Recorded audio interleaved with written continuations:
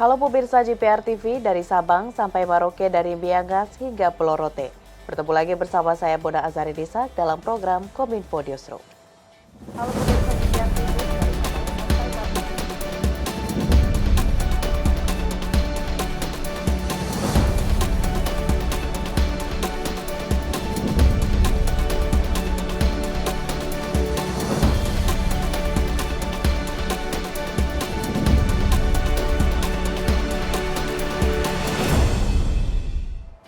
Pemirsa, informasi pertama, Presiden Republik Indonesia Joko Widodo resmi melantik Abdullah Azwar Anas sebagai Menteri Pendayagunaan Aparatur Negara dan Reformasi Birokrasi di Istana Negara Jakarta. Abdullah Azwar Anas menggantikan posisi almarhum Cahyokumolo yang meninggal dunia pada 1 Juli 2022 karena komplikasi paru dan diabetes.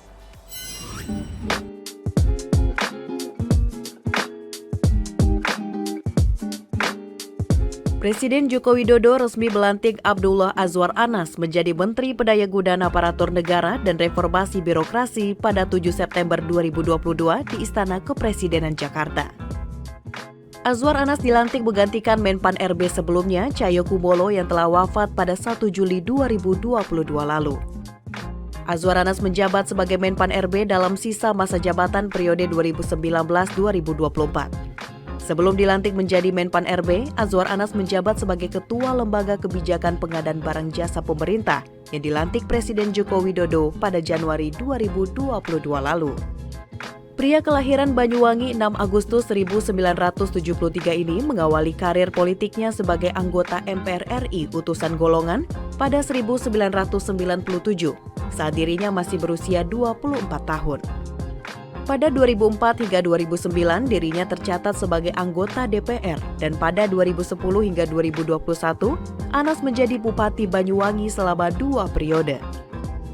Dalam pendidikan, Azwar Anas tercatat sebagai sarjana di IKIP Jakarta tahun 1992 sampai 1998. Dan dalam rentang tahun yang sama dirinya juga menempuh pendidikan sarjana di Universitas Indonesia Fakultas Sastra. Gelar master diraihnya pada tahun 2005 di Universitas Indonesia mengambil jurusan fisip. Pelansir dari ELHKPN per 31 Maret 2022, Azwar Anas tercatat memiliki total harta kekayaan sebesar 16 miliar rupiah. Demi Allah saya bersumpah. Demi Allah saya bersumpah. Bahwa saya akan setia kepada Undang-Undang Dasar Negara Republik Indonesia Undang-Undang Dasar Negara Republik Indonesia tahun 1945 serta akan menjalankan segala peraturan perundang-undangan dengan seluruh-seluruhnya demi dharma bakti saya kepada bangsa dan negara. Bahwa saya dalam menjalankan tugas jabatan akan menjunjung tinggi etika jabatan, bekerja dengan sebaik-baiknya dengan penuh rasa tanggung jawab.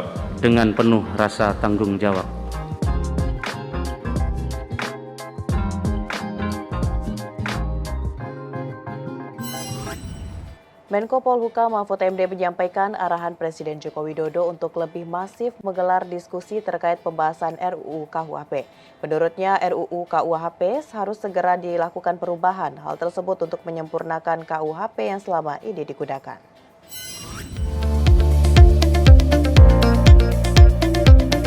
Menteri Koordinator Politik, Hukum, dan Keamanan Mahfud MD menyatakan rancangan Undang-Undang Kitab Undang-Undang Hukum Pidana sudah didiskusikan selama 59 tahun sejak 1963. Selama tempo waktu tersebut, tim perancang RUU KUHP datang silih berganti. Dari kurun waktu itu pula sudah dilakukan 59 kali pengkajian serta diskusi untuk perubahan KUHP.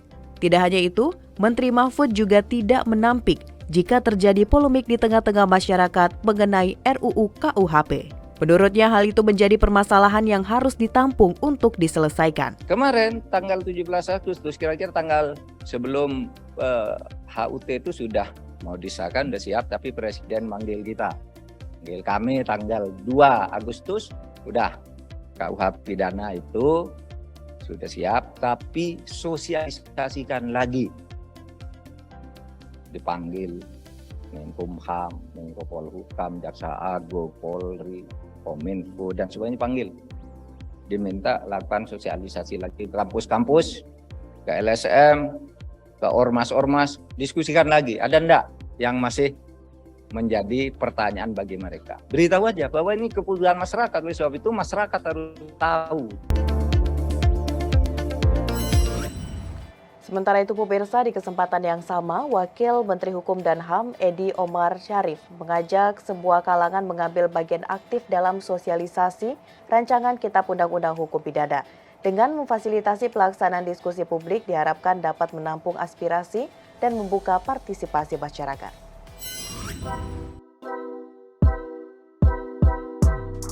Pemerintah giat berkoordinasi dengan berbagai pemangku kepentingan secara mendalam dalam menyerap aspirasi masyarakat di dialog publik RUU KUHP di 11 kota di Indonesia.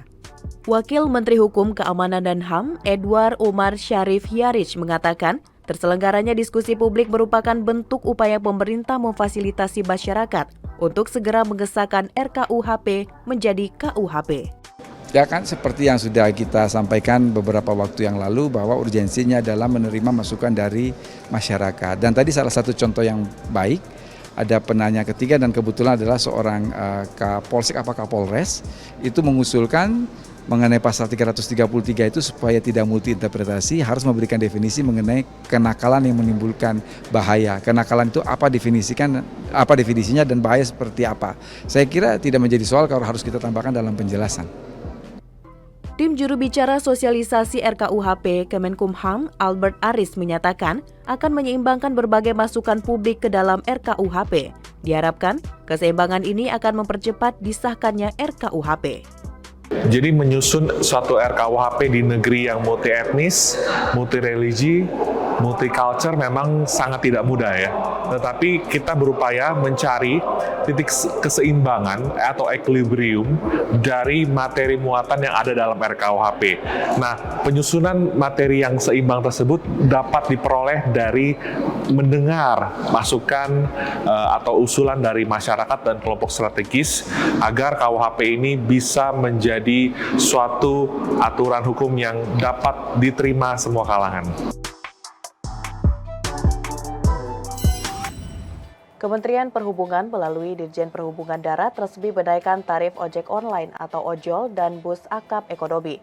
Adapun besaran kenaikan tarif berbeda-beda setiap zona. Tarif baru ini akan berlaku 3 hari setelah penetapan atau tepatnya pertanggal 10 September 2022. Direktur Jenderal Perhubungan Darat Kementerian Perhubungan Hendro Sugiatno merilis aturan penyesuaian tarif angkutan kota, angkutan antar provinsi kelas ekonomi dan tarif ojek online pasca penyesuaian harga BBM subsidi. Hendro menjelaskan penyesuaian tarif ini dalam rangka penyesuaian biaya jasa dari beberapa komponen seperti PPN, UMR, dan lain sebagainya. Adapun untuk tarif jasa ojek online, pedoman perhitungan biaya ditetapkan sejak tahun 2019, nomor KP 248 tahun 2019, yang diubah menjadi KP 548 tahun 2022, yang dibagi menjadi 3 zonasi, yakni zonasi 1 untuk wilayah Sumatera, Jawa, dan Bali. Kemudian zonasi 2, Jabodetabek, dan zonasi 3, Nusa Tenggara, Kalimantan, dan Sulawesi, Maluku, serta Papua. Jadi untuk zona 1 itu 4 km pertama itu 8.000 sampai dengan 10.000. Untuk zona 2 10.200 sampai dengan 11.200. Untuk zona 3 9.200 sampai 11.000. Itu untuk kilometer pertama. Untuk besaran biaya tidak langsung berupa biaya sewa pengguna aplikasi ditetapkan paling tinggi 15%. Jadi ada penurunan kemarin 20%, kita turunkan menjadi 15% untuk biaya sewa aplikasi. Pelaksanaan penyesuaian tarif di atas akan diberikan waktu 3 hari kepada para aplikasi untuk menyesuaikan harga atau tarif ojol, terhitung mulai 10 September 2022. Sedangkan untuk tarif angkutan akap kelas ekonomi sejak 2016 sampai 2022 belum pernah mengalami kenaikan tarif. Oleh karena itu, dengan adanya kenaikan harga BBM subsidi, tarif bus perlu disesuaikan. Adapun komponen-komponen perhitungan tarif ekonomi akap adalah ada biaya langsung dan biaya tidak langsung. Itu yang tertera di sebelah kiri nomor 1. Itu komponen-komponen perhitungan untuk kenaikan kendaraan tarif akap kelas ekonomi. Istana Kepresidenan menerima Renewable Energy Certificate dari PT PLN Persero sebagai apresiasi atas penggunaan pasokan listrik yang dihasilkan dari pembangkit listrik berbasis energi baru terbarukan. Sertifikat tersebut diserahkan langsung oleh Direktur Utama PLN, Darmawan Prasojo, kepada para kepala Istana Kepresidenan.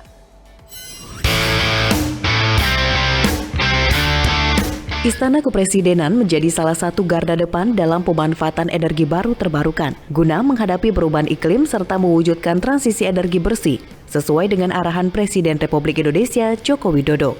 Hal tersebut ditandai dengan penyerahan Renewable Energy Certificate dan dukungan kendaraan bermotor listrik berbasis baterai oleh PT PLN kepada 5 Istana Kepresidenan, yakni Istana Kepresidenan Jakarta, Bogor, Cipanas, Yogyakarta, dan Tampak Siring, yang dipusatkan di halaman kantor Sekretariat Presiden Jakarta.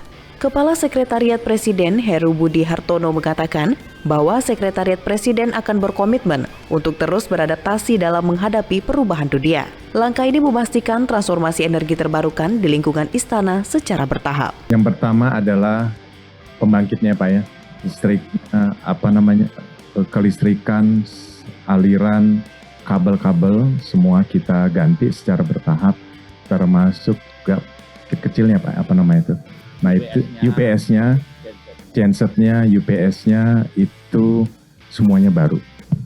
Sehingga 50 tahun, mungkin bisa 100 tahun ke depan, bisa lifetime-nya bisa lebih lama. Dan yang tadi Pak Diru sampaikan, bukan itu saja, kita menggunakan suplai dari energi baru terbarukan.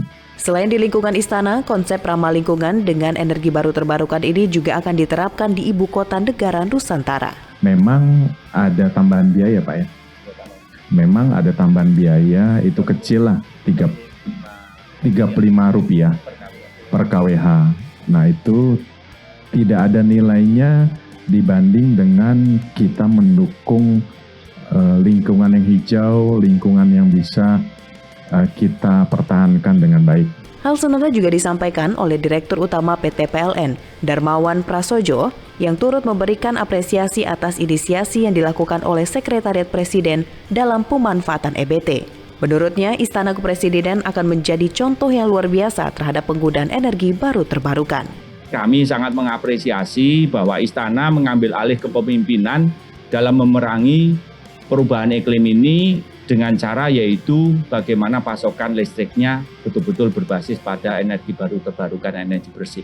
Kami mengapresiasi leadership ini. Tentu saja harapan kami dengan adanya kepemimpinan, langkah-langkah yang terobosan dari istana ini bisa diikuti seluruh komponen di seluruh seantero Nusantara.